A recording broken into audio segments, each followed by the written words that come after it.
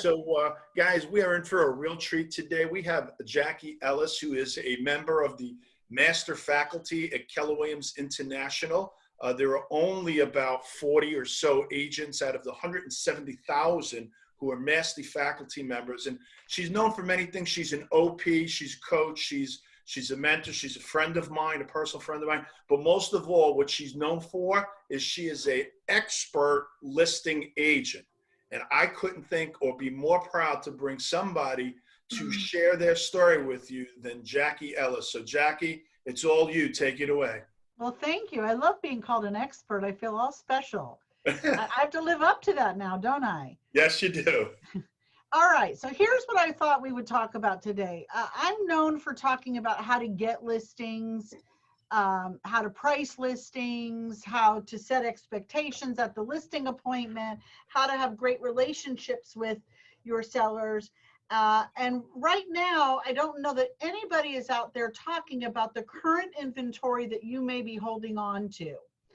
Right now, there are sellers that have been on the market either prior to the coronavirus outbreak or even somebody you may have listed after. And whether or not they're even getting the activity that they wanted or deserved, it could just be inventory sitting there. So I don't know, shake your head if you have a listing that you would love to just nod your head yes, that's not selling and you would love to have that sold. So I don't know if this is the right group to talk to about this, but I do know that this is a hot subject around the country right now that no one is talking about. What do I do with my existing inventory?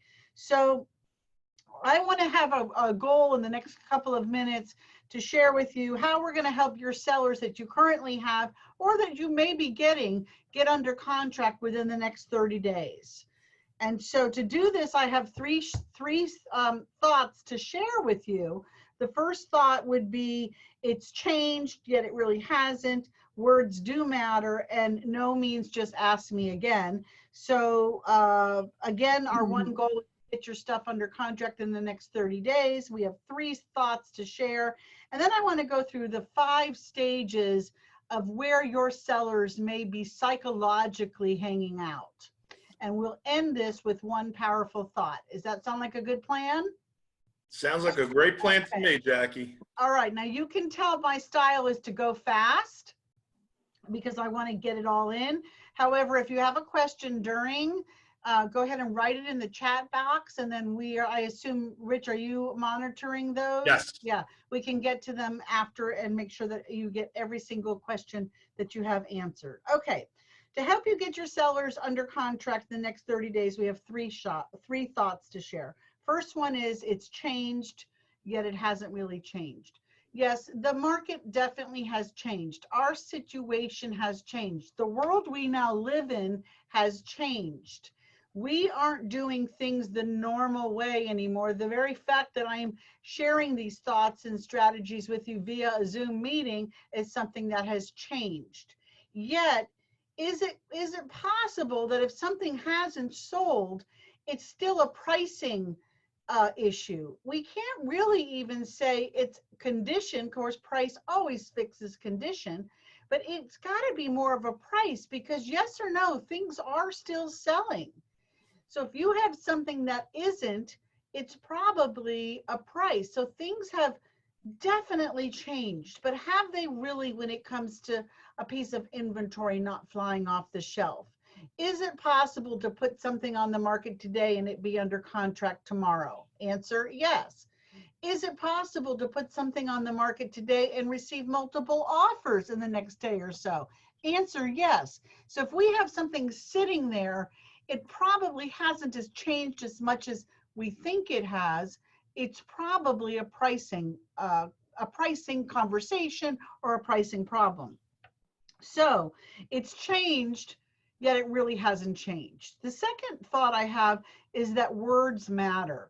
So everything we say to a seller, or sometimes even to ourselves, really matters. So for instance, if you ask a seller for a price reduction or it's time to reduce your price, we see that as a seller is going to see that as a very negative framing of words, and they probably will not react in a positive way that you'd like them to react. So we're never going to ask a seller for a price reduction. There are 3 different options that you can use in place of. Pick one that you like and just get used to saying it. One of them is, hey, it's time to talk about repositioning you in the marketplace. Where we have you positioned now doesn't seem to be working, so let's reposition you. Another one is to talk about a new price. Let's put a new price on your property, or a price adjustment would be the third.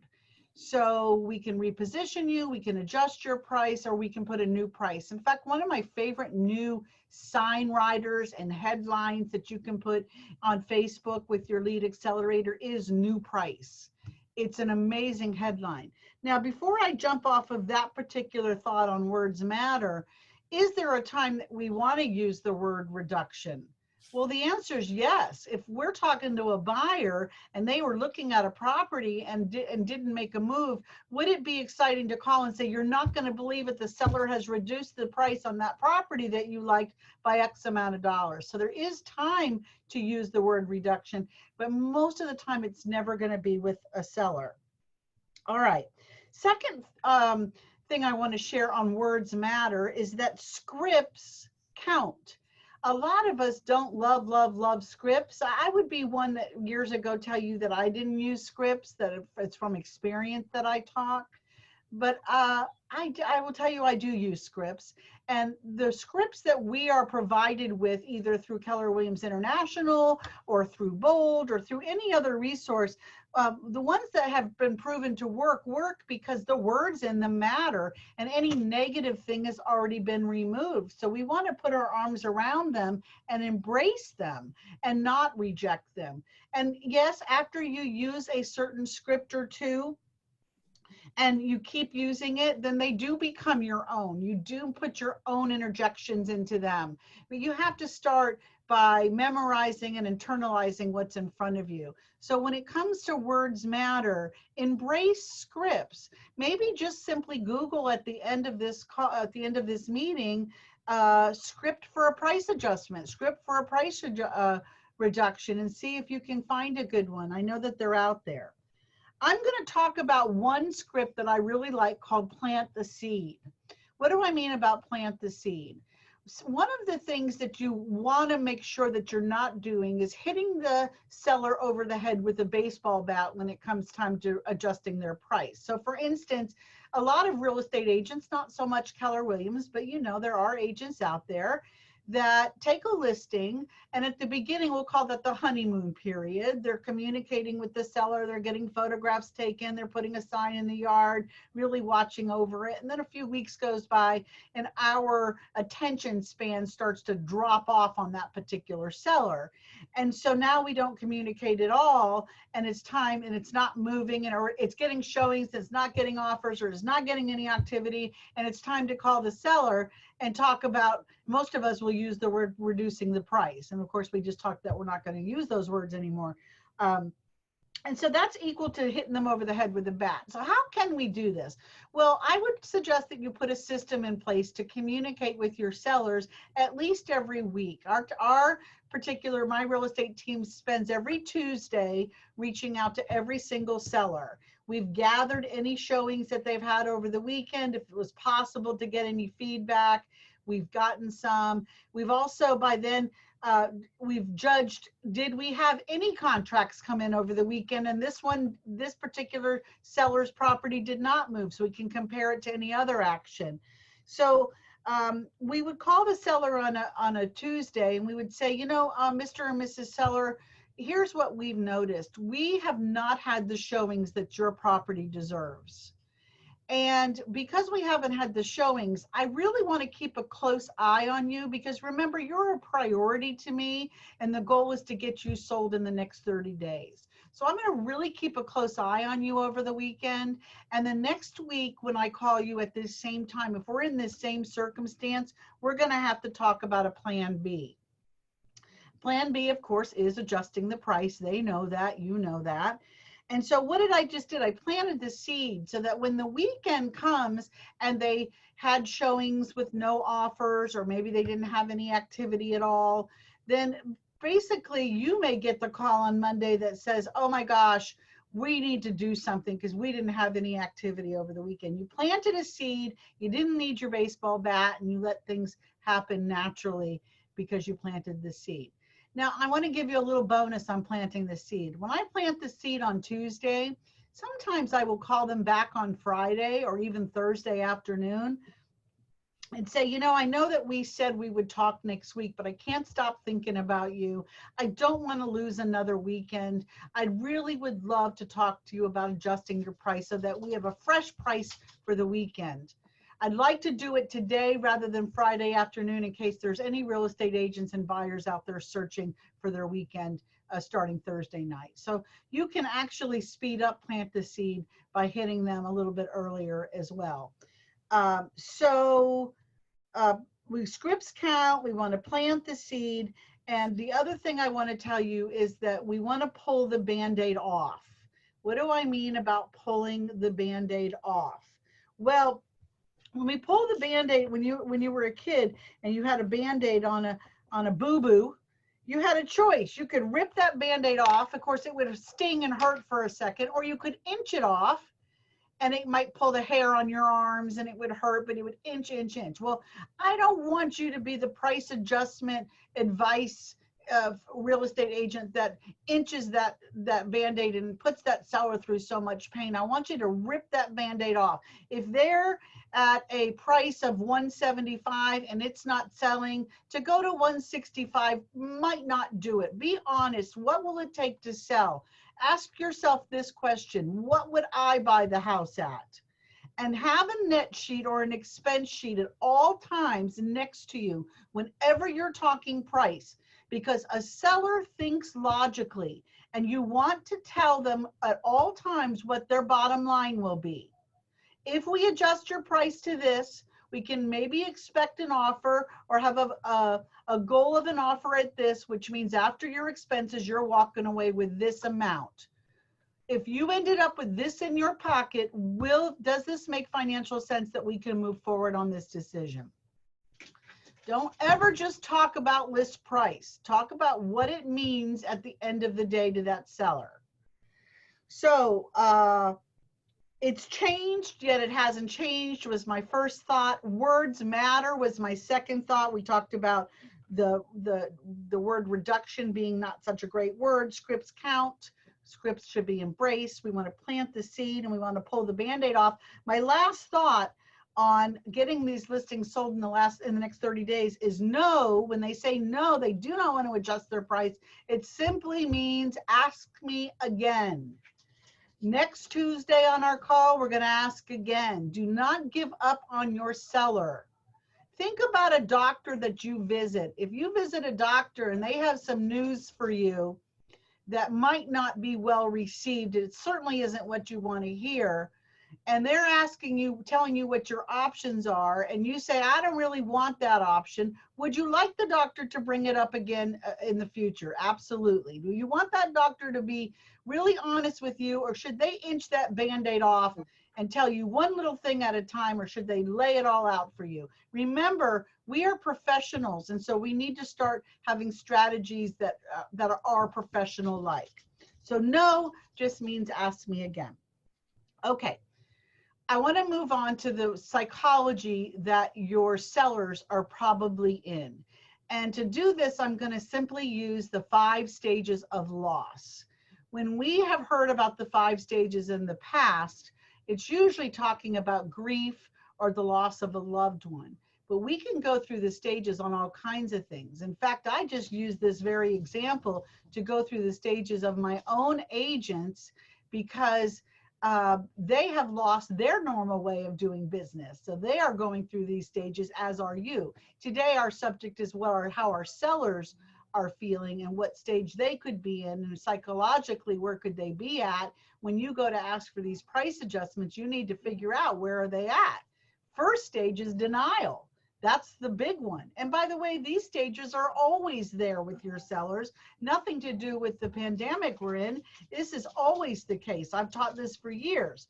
The first one is denial, meaning, well, today it could sound like, well, I'm just going to wait for things to open back up and things are going to get normal. Well, things are not going to get normal. And if it's not selling today, it's not going to sell in 30 days. So denial is a place that your sellers could be in. And that's when I say ask again, because you don't know when they move from one stage to another. The second stage after denial is anger. And anger doesn't always have to sound angry. However, it certainly can. If a seller should ever call you up and be angry about things like their fans are left on, or their sliding glass doors open, or somebody was late, or they didn't show up at all, and they're upset about it, I want you to say, oh, this is good. They have now moved on from denial and they're at anger. So don't take it personally. Hear them out and see if you can solve it. Anger doesn't always sound angry, like I said. Sometimes it just sounds like a no. Don't ask me again. I'm not going to do this. So when you hear something like that, again, be thankful that they're off of denial and they're back into, and now that they're into anger. The third one after anger is bargaining, and I'm quite sure you can understand or guess what that sounds like. Bargaining could sound like, well, if I adjust my price, will you adjust yours? Well, that's a bargain. And by the way, anger and bargaining can come together in one call, one conversation. You might be able to see them move right through from one to the other on a 5-minute call. So again, don't throw money at the table. That's never going to help. Don't throw money at the problem. Just say, I know how you feel. I'm asked that a lot. The answer is, the fee is the fee. I just really want to keep talking and keep concentrating on what the top dollar for you is right now, because you hired me to get you every single dollar I can. And that's what I'm here trying to do.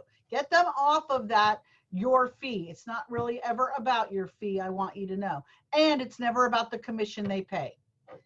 Number 4 after bargaining is sadness. Now, sadness comes across a few different ways. Sadness can just be withdrawal. All of a sudden, they're not returning your phone calls. They're not responding to any correspondence that you're sending. They don't answer your emails. Or it can sound a little like Eeyore from Winnie the Pooh. Sad is me. I'm not, now I can't do what I want to do. How am I going to buy furniture where I'm going? Sadness can come across quite a few different ways, including no communication at all. Again, once you hit sadness, be patient, listen to them, because you're off of bargaining and you're way away from anger. So you're almost to the last one, which is acceptance. Acceptance means, okay, let's talk about a price adjustment. Now, here's the thing about these 5 stages. Let me name them again. Denial, anger, bargaining, sadness, and acceptance. It would be really great if our sellers would cooperate and go from one to the other and stay at each one at the exact amount of time, so that we knew, oh, this one's going to be a week, this one's going to be 10 days. I want you to know it's not like that. And they could go from anger to bargaining and then back to anger again. And sometimes all of that can be in the same conversation. They could get down to sadness and then go way back up to denial. So I want you to be aware, because you can actually help them get through the stages. And another good reason to pull the Band-Aid off and get it priced right the first time is because if you don't, you have to wait for all these 5 stages again. And they can be painful for us as salespeople to be patient and wait for every single one of these stages. It takes a lot of communication. So the one goal we talked about today was to help get that inventory that you have right now under contract in the next 30 days. And by doing that, we know that things have changed, but really, have they? They haven't really changed. Our words matter. No means simply to ask again. And it's possible that our sellers are always going through the 5 stages of loss. I want to wrap this up, and then if you have any questions, I'm certainly here for you. I want to wrap this up with a final thought. Personal notes right now are more powerful than ever. In fact, personal notes have always been powerful. I don't know of a lead generation, a follow-up, or a relationship builder that's better than a personal note. People today, their big excitement is to walk to the mailbox. if they walk to the mailbox and there's a personal note from you, you just have really made a difference in somebody's life. So every time you talk to a seller, a personal note should follow.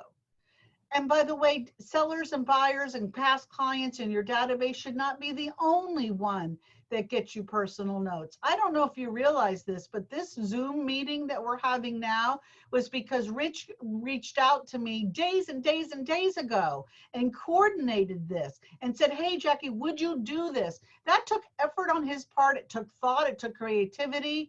And he should be thanked for that. So, you know, when's the last time you wrote your team leader a note, your MCA, an ALC meeting? How about your neighbor? I mean, obviously, I could do 45 minutes on people you should write a personal note to. My point is, write personal notes.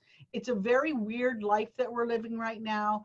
If you could set a habit or two that you stick to, and one of those be X amount of personal notes a day, you will get through this with flying colors. So write personal notes, set yourself a goal. You can order them online if you need them. They'll be at your door by tomorrow. By the next Zoom meeting, you'll have them in your hand. And they don't have to be lengthy. Hey, I just want you to know I really appreciated our conversation today. You're in my thoughts. Love, Jackie. So get those personal notes out of your door. That wraps up my little thing. Are you happy, Rich? Jackie, I've got 2 pages of notes already. Okay, good. I don't want to let you down, so I want to make sure I've added some value. I just want to go back over some, real briefly, some of the things that were like inspirational, that hit a nerve and something with me. One of the first things you said, and I hope everybody wrote this down. If you didn't, get your pens ready. Jackie said, price always fixes condition. So don't get lost in the condition of the house didn't sell because they left the pizza box on the kitchen counter 2 weeks ago and it's got penicillin growth. Guys, that's not why it's not selling. Price fixes everything. This is just a foundational piece about real estate. And can I add to that, Rich? Because that was brilliant that you picked that out. Because, you know, a lot of real estate agents will then go and say, well, I got to have a talk with this seller and have them clean up their house. Well, that's great. You can certainly point out, hey, you know, John, make sure those pizza boxes are in the garage, but you're not going to change the stripes of a zebra. You're not going to make them who they're not. If the cleanest that you will ever see that house is on the day you have your listing appointment, it goes downhill from there. So if that's the case, adjust it in price. Don't try to change that seller. They're not going to change the carpeting. Most people won't. They're living there and it's too hard. So just change the price. It'll sell. Okay, Rich, sorry about throwing that in there. Okay, listen, I love it. I love the edit input. Here's the next big one that I love, because I know all top agents like yourself do this.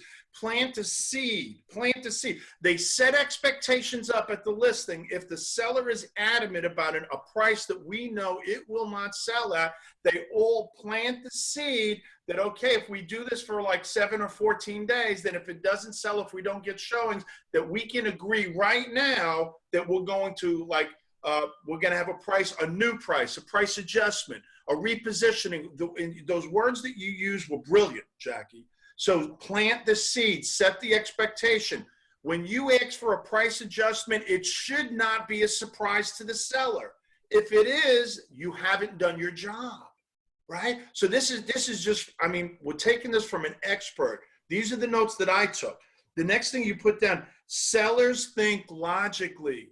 Guys, this is a logical decision for them. They're thinking, I need X amount of dollars to come out of this transaction so I can move to the next place. Well, the truth of the matter is, does it really matter how much money the seller needs if the buyer's not willing to pay it? It's not about the seller. And I thought that was brilliant the way you phrased that. You know, have a net sheet available, Jackie.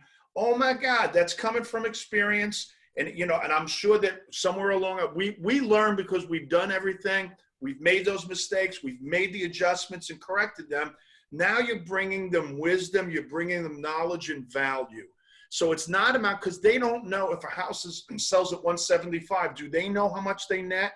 They don't know how much their mortgage is or just whatever the case is, or just the closing costs, title, mortgage. Guys, this is something that we do. It's an estimate. We don't have exact. It's an estimate. It should be a ballpark. However, you're giving them vital information that can help them make a better decision when it comes time to say yes. Love that. You said also, no means ask me again. No means it means not now, not yet. How many times, Jackie, do people tell us no before they say yes? I would say 100% of the time. Yeah. Nobody ever says, yep, let's get this done. Yeah. That is like the extreme. That's once a year.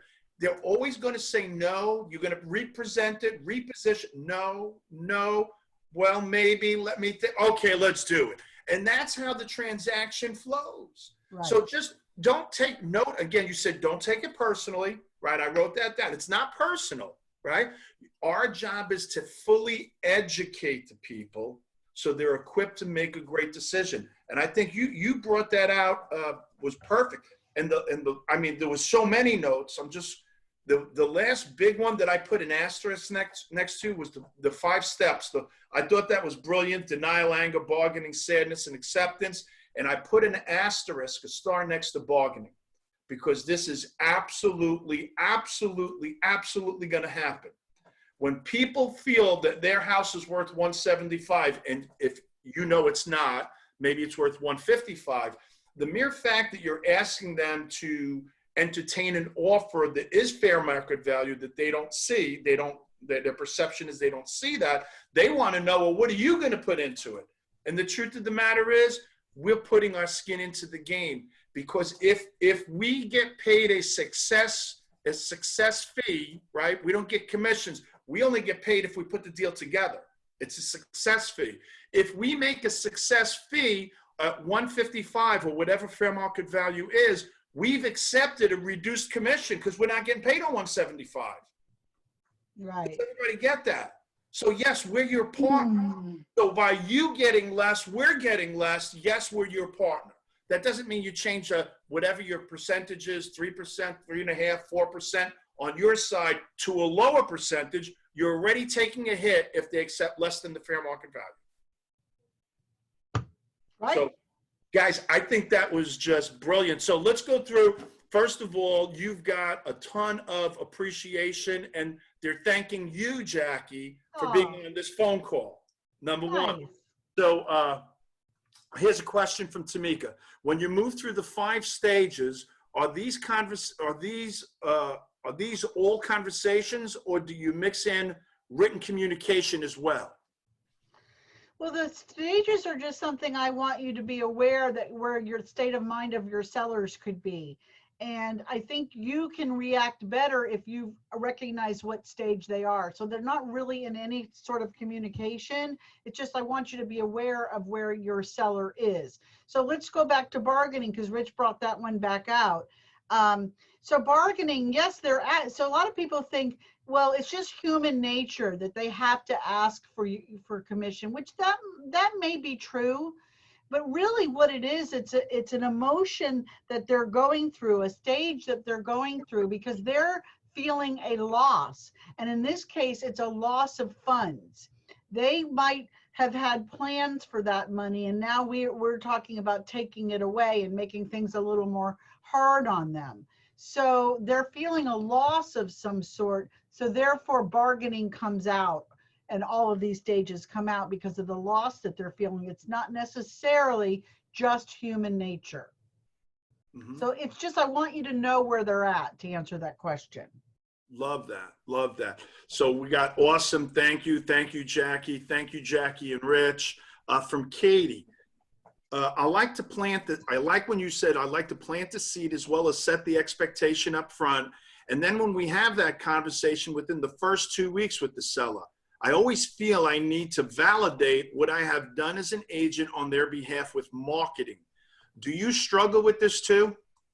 Yeah, I don't do that. So Um, really great question, though. So at the listing appointment, I will point out that this is where the market says we should price our house. I really think that this is a great price going forward. However, I don't know how the market is going to actually react. So my job is to always watch you at all times. Now, the difference between me and a lot of real estate agents out there is that once you don't sell or your showings slow down or you're not getting an offer, I'm going to start to be afraid to have tough conversations with you. So most real estate agents will start to back off. I'm sure you've heard stories about sellers trying to call their real estate agent and not getting a return call. Well, that's never going to happen to you. I'm going to watch you like your money is my money. And if I have to put my big girl panties on in the next 2 to 3 weeks and call you to let you know that this price isn't working, then I'm going to do that, because that's exactly why you're hiring me.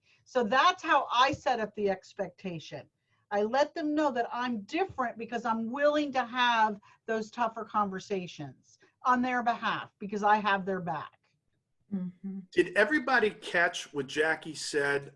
You just dropped another gem, and it went so fast, I'm not sure they caught it, Jackie, was that the market determines the price. She didn't say that I determine the price, right? She said the market, right? And how true is this? We have nothing to do with pricing. The truth is, neither does the seller. It's the market that determines where a house is going to sell. I thought that was brilliant. It's the same thing like a doctor who you come in and your arm is hurting. And so the doctor orders an x-ray and puts the x-ray up on a screen. He's not determining exactly where the pain is. He's reading the x-ray to see, is there a break? Is there a fracture? Is there nothing? He's diagnosing something. He's not creating it. So it's the same thing with determining market value for me.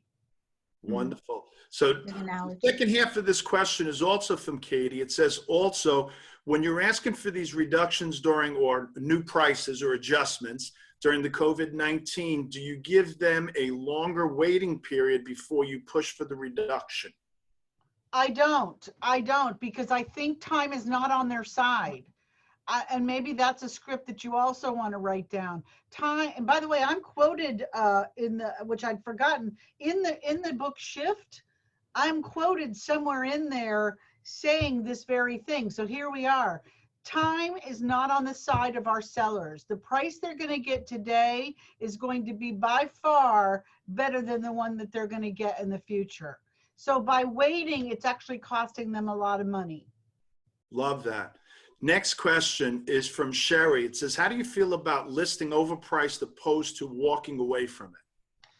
So this is a question I'm asked a lot. Who asked that question? Sherry? Sherry. Yeah, good question. Here's my answer to that. You guys are all CEOs, you're business people of your own company, and sometimes it's a business decision you have to make. If you're asking me what my business decision is, I will walk away. There's very few circumstances that I won't, and I'm going to be honest enough to tell you what they are. However, I have to pay administration, and it costs a higher photography, and it costs me a lot of money. That if I don't think I'm going to get a really great return back, I would just rather walk away from that and get another listing. And, by the way, that doesn't mean I won't get it in 6 months or in 3 months too. I will tell that seller that my policy is to always be honest. The worst thing I could do is to start a relationship out not being honest with you. I want you to trust me, and trust equals honesty. I don't know if you've ever heard that before. So in order to start this out right, I'm going to always be honest with you. I don't think I can help you at this price. I would love to have my name on this listing. I would love for you to hire me, but we would have to talk a different price. Now, so I'm not afraid to walk away, because in my opinion, that's not a pricing problem. That's a lead generation problem. If I have to take that, I'm not generating enough leads. Now, I said there were some exceptions. If I'm trying to break into a new farm area and get my name out there, sometimes I will be okay setting some expectations and taking that overpriced listing. But I still want to be honest with that seller, because I don't ever want to lie to a seller that I think I can get them that price. It might be the only time ever that I also take an adjustment in the fee that I charge if I'm trying to break into an area. Most of the time I don't have to do that, only because I'm old and known around here, but I would be willing to get my sign out there in one house. That's just a business decision. It's a business move, if that makes sense. So Jackie, does it also for you depend upon how much overpriced? In other words, a $200,000 house that they want 210, as opposed to a $200,000 house they want 270. So if you're close, if they're at 210 and your CMA, your analysis comes in at 200, will you work with something like that? That's a workable deal. So here's the thing, 210, I would never, so we're getting into a different area, so, and I see I'm chewing up your time, so cut me off when you need to. No, go for it. So I believe in bubble pricing and bracket pricing, so I would never ever sell a house, put a house on the market for 210. This is a form of ripping the Band-Aid off. I'd want them at 200 even. And if I have to sit at that kitchen table and say to them, it would be really easy for me to put some paperwork in front of you right now and get you all signed up at 210, and then next week come and talk to you about 200, but it's not the right move for you, because in order for a buyer or a real estate agent to even find us, they're going to more than likely search up to 225.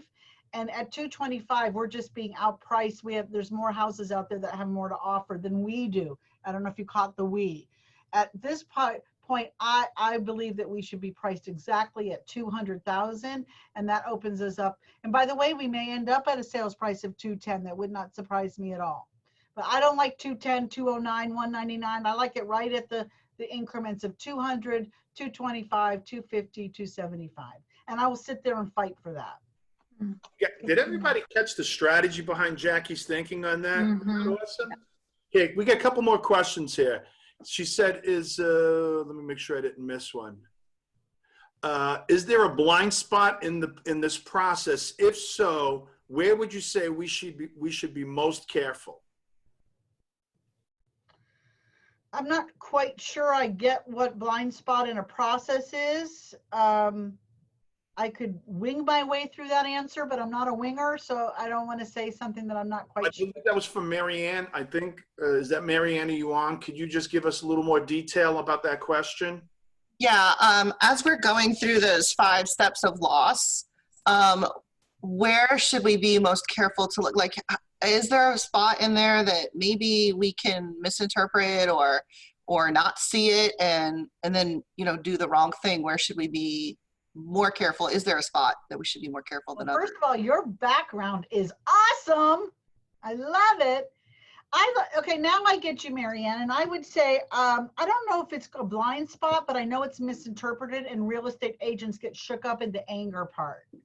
When anybody calls you angry, it's upsetting. And so we may even start to avoid the seller or hang up and call the seller names. I don't allow that in my world. Even the most hard to get along with seller we're not allowed to ever say that, because I just feel that that's bringing more of it in. So but I would say that to answer that question, anger is somewhere where you can get, which can be misinterpreted, and we make it about us more than the seller. So just realize, if a seller is angry, listen is the most important thing you can do. And very hard for me to listen to anybody. I don't know if you caught that even on this Zoom. I just want to talk. I know the answer. You don't have to finish asking me. And yet that is a really bad strategy. Listening, saying words like "I understand," "oh, I've heard that before. It's a great question. Let me see what I can do to remedy this." Those are things that you really, really want to not take too personally, not overreact. It's a temporary thing. You're not going to get 10 angry calls from that seller. Hopefully this will be the one. If you handle it correctly, it could be the only time you ever have an angry seller. So Jackie, here's the next feedback over here. So we've been doing these calls every day, 5 days a week for 7 weeks. This has been the best call so far. Come on. I heard those names that Rich dropped. Yeah. I'm like, whoa. Now, I've got 4 people that said that. They absolutely agree. This has been their best call. Jane, Ken, there's 4 people that already said that. You're fantastic, Jackie. Thank you for your time. We need to get Jackie back and do another call. Let's see.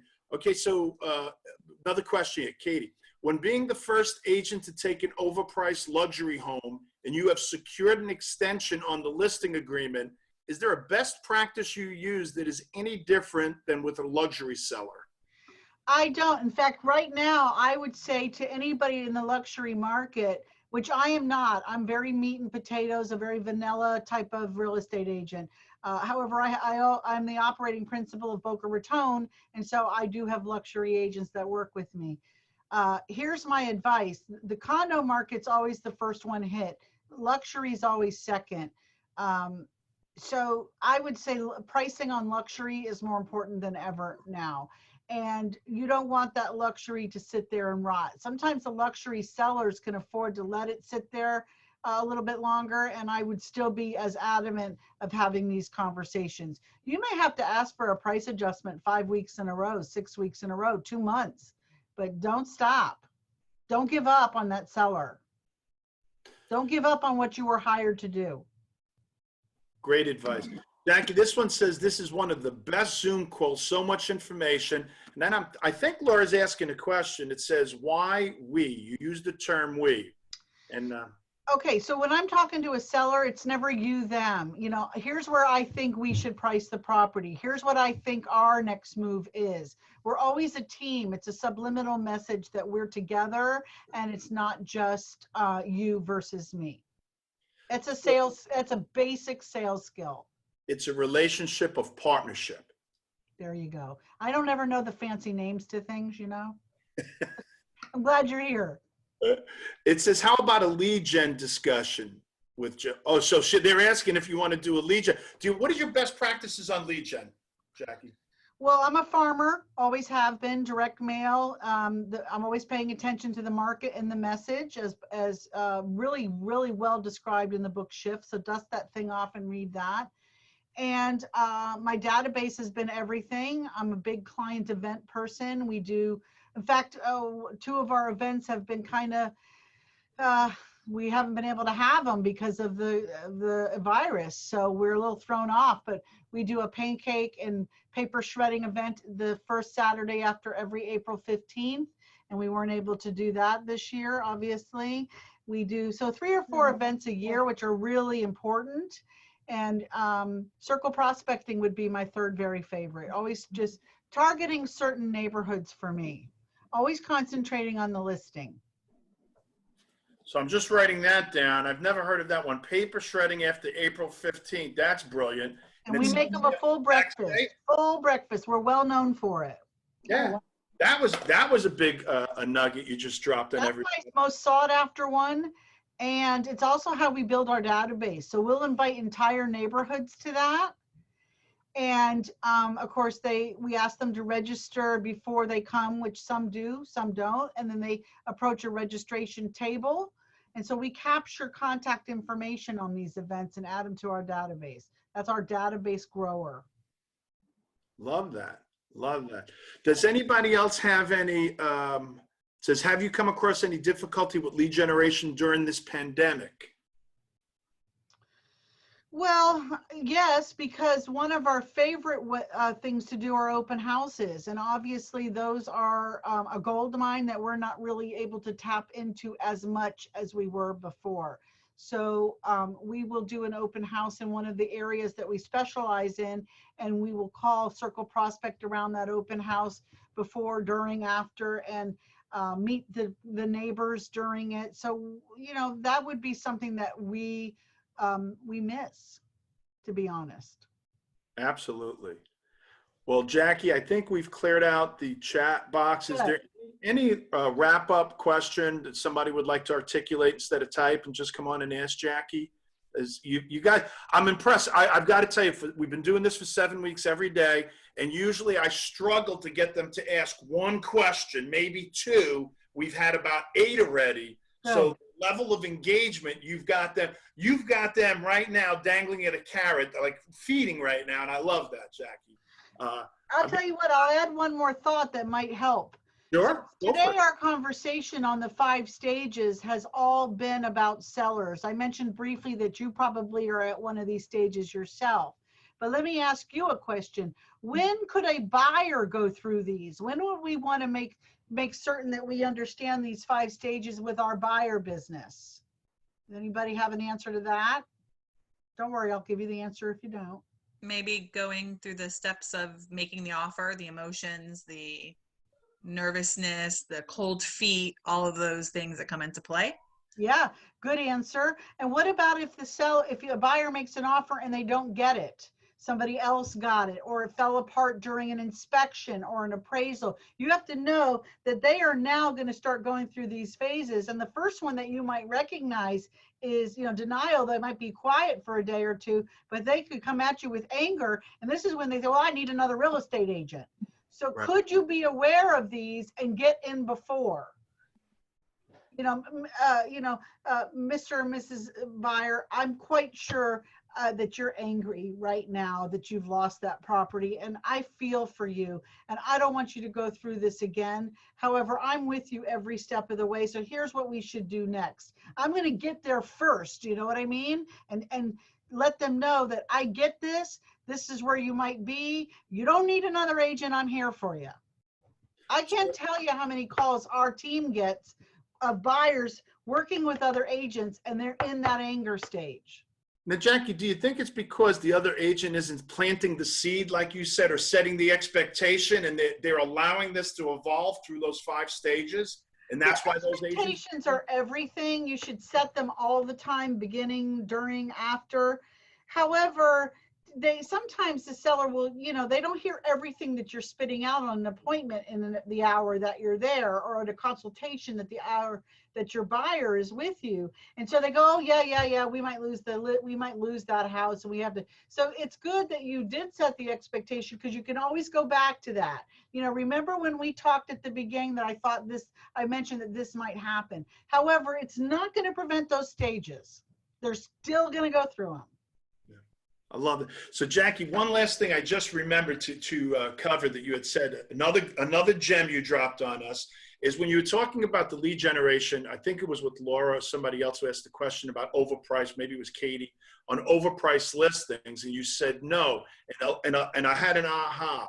The reason it was no is because your mindset is one of abundance. If you're working with enough good leads, you don't have to put up with the junk. Right.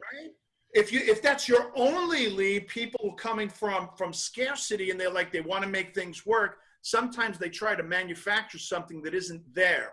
And your mindset was the exact opposite. And there's nothing more powerful than a takeaway close. So Yes. You start packing up at that listing appointment that it's not something that you think you can work with, and they may grovel at your feet to make you come back and sit down if you handle it right. That's right. That's right. So, Jackie, we have gone up. I'm so sorry we went over. I told you 10 minutes of Q&A, and it's like 20 minutes of Q&A. You've got them really engaged over here. So first, before we sign off, Jackie, tell everybody what parts of Florida that your office or you personally handle. So now we have somebody, a referral partner in South Florida that they can trust, that especially with listings, that that Jackie will be on top. She is a listing expert. So you have a partner in South Florida. So tell everybody. So basically, when you hear Palm Beach County, which is a really large county, that's us. There's very few pockets that we don't handle. There are some, by the way, but you probably won't have a referral in them. So Boca Raton, Delray Beach, Boynton Beach, Wellington, Green Acres, Lake Worth, and West Palm Beach would be, just think Palm Beach. And if I'm not the agent for you, and I'm not always the agent, I can help direct you to who is. Well, I can't see why you wouldn't be the agent, Jackie, after what you just shared with us today. That was just mind-blowing. So from the bottom of my heart, Jackie, if there's anything I can do for any of your market centers, please let me know. We're all here on the same team. We're up against those same challenges and opportunities. And guys, I hope you took some really good notes, because I've got 2 pages of notes today that I've got to put in my journal. And this was just amazing for me. So I'm hoping that I just am honored that you even allowed me to come on and share with you. It's always, it's just always exciting for me if I've added one little value. And I hope that somebody wrote down the personal note thing, because we're talking about everything but the personal notes. So hopefully somebody got that message that's on this meeting. Absolutely. All Jackie, right. and thank you so much. My pleasure. Thank you so much. Bye, you guys. One Bye, last Jackie. thing, guys, Yeah. one last thing. We got 5 days until Mo Anderson is our guest. Tuesday, Mo Anderson is on. Guys, so put that down. Tuesday, it's at 1 o'clock, not 12 o'clock. We had to alter our schedule for Mo. We'll do that. This is an unbelievable opportunity. So Tuesday's Mo Anderson. I know one person who will be on that. It's the same link, Jackie. Okay. Take care, guys. Bye, everybody.